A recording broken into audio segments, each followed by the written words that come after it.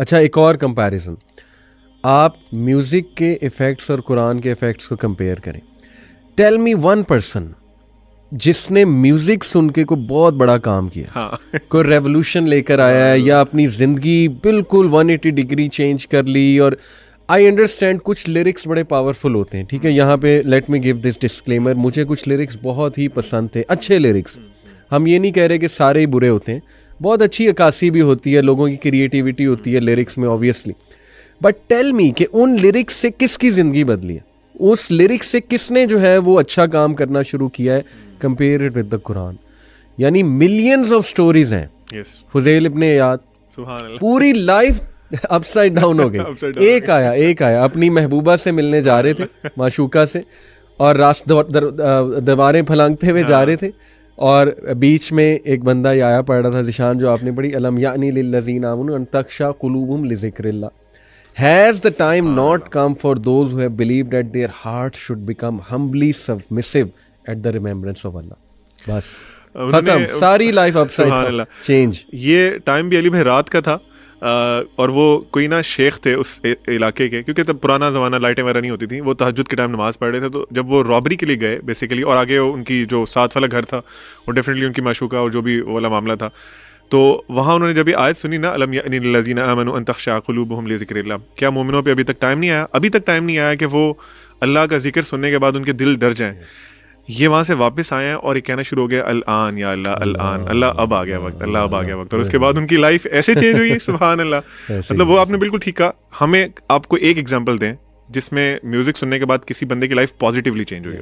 लोग कहेंगे नेगेटिवली तो बहुत कुछ चेंज हुआ है, वो लोग बिल्कुल बदल जाते हैं, लेकिन पॉजिटिवली किसी की लाइफ चेंज नहीं होती म्यूजिक का जो। अच्छा, इसमें मुझे एक भाई ने दलील वैसे दी थी, मैं आपको बता देता हूँ, चलें इसको थोड़ा सा डिस्कस कर लेते हैं। इस साइड के मैं आपको रेवोल्यूशन की दलील पाकिस्तान की हिस्ट्री से देता हूँ कि ए राय हक के शहीदों, उस गाने का इतना इम्पैक्ट आया था कि इट बूस्टेड मैनी फौजीज और फौजीज to you know be prepared for शहादत एंड थिंग्स लाइक दैट। यानी उसने इन शॉर्ट वो कह रहा था उसका इम्पैक्ट बहुत ज़बरदस्त था, रेवोल्यूशनरी इम्पैक्ट था। तो इस पे आप क्या काउंटर देंगे? वैसे तो मान लेना चाहिए कि अच्छे लिरिक्स का इम्पैक्ट तो होता है।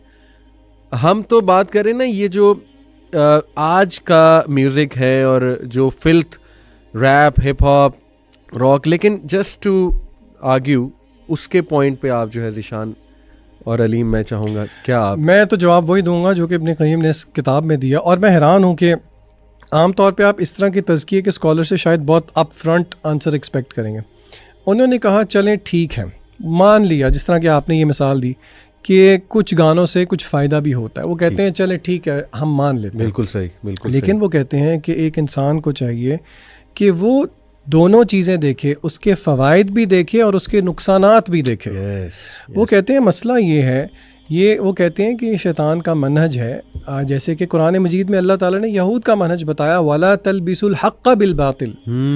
वो बातिल कुल का कुल नहीं पेश किया करते थे, वो उसमें हक मिक्स किया करते थे। इब्न क़य्यिम कहते हैं कि अगर हम मान भी लें, और वो कहते हैं कि ठीक है मान लेते हैं कि कुछ में अगर आपको कुछ खैर का पहलू नज़र आ भी रहा है तो वो एक पहलू है, आप बाकी सारी नेगेटिव चीज़ों को इग्नोर नहीं कर सकते। तो a sane mind what would he choose? Amazing answer Ali भाई। ये देखें ना आपके जिस तरह शराब हराम है और पोर्क और इस तरह की चीज़ें हराम है जो अल्लाह ताला ने मना की हुई, क्या उनमें मज़ा नहीं है? बिल्कुल। क्या उनका बिल्कुल कोई फ़ायदा नहीं है? उनका कुछ ना कुछ फ़ायदा ज़रूर है, लेकिन जान भाई वाली बात, उनका मेजोरिटी हार्म है। अल्लाह ताला ने आई थिंक कुरान में एक आयत में कहा भी है, इनमें से कुछ इन चीज़ों के कुछ ये जो है जुआ, शराब के कुछ फ़ायदे भी होंगे, लेकिन इनके जो नुकसानात हैं वो बहुत ज़्यादा हैं। तो आपने ये देखना होता है एक चीज़ का आपको नुकसान कितना हो रहा है। बिल्कुल सही, आपने उसके थोड़े से फ़ायदे पे वो क्यास नहीं करना कि नहीं इसकी मिसाल मैं ये देता हूँ। फॉर एग्जाम्पल, आपको अगर एक ग्लास ऑफ मिल्क है, उसमें कोई एक ड्रॉप ऑफ यूरिन मिला देता, आप कहते नहीं ये इसका टेस्ट बहुत बेहतर हो गया, you will never take that. और इसी तरह से आप ये देख लें कि आपको अगर कोई मिक्स करने वाली बात जो है, आप अगर यूरिन का ग्लास है उसमें आप मिल्क मिला के पी लें, ये नहीं हो सकता। तो ये आपकी सेल्फ अपने आप को जो आप दे रहे हैं ना, डिल्यूजन में रखा हुआ है। अच्छा, अगला पॉइंट कंपैरिजन का कि content of the Quran and content of music, इसमें तो पूरा अलग से पॉडकास्ट हो सकता है। अली भाई, मैं आप यकीन करें कि मिसालें तो बहुत हैं, लेकिन आप सोसाइटी पे जो इम्पैक्ट है, आप एग्री करेंगे, ज़्यादा पीछे ना जाएं, 10 साल पीछे चले जाएं, चले 5 साल पीछे चले जाएं, आप मुझे बताएं हाइपर सेक्सुअलाइजेशन कितनी ज़्यादा हुई है पिछले 5 सालों में? पिछले 20 साल लगा लें, चले 20 साल तो बहुत ज़्यादा हो जाएगा ना, मैं तो चले कह रहा हूँ 5 साल। बिल्कुल सही, बिल्कुल यानी कि आप खुद मुझे बताएं कि कितनी डिसेंसिटाइजेशन हो गई है। ये इम्पैक्ट, चलें सारा म्यूज़िक को हम इल्ज़ाम नहीं देते, लेकिन क्या हम थोड़ा भी इल्ज़ाम ना दें? बिल्कुल ठीक। ऑन द कॉन्ट्ररी आप देखें कि कुरान मजीद और सूरत नूर, सूरह नूर की आप मिसाल ही देखें, बिल्कुल यानी कि हया को देख, यानी कि कुरान मजीद ने किस तरह एक फोर्ट्रेस खड़ा किया हया का, यानी कि जो सोशल नॉर्म्स हैं, यानी कि आप बाहर के की वो तो छोड़ें, आप घर के अंदर के बारे में देखें कि देवर को अल्लाह ताला ने मौत कहा भाभी के लिए, और वो उसकी पोजीशन के लिए कोई डेरोगेशन नहीं है, कोई नेगेटिव चीज़ नहीं है, बल्कि हया को मद्देनज़र रखते हुए, क्योंकि ये इज़ वेरी सेंसिटिव।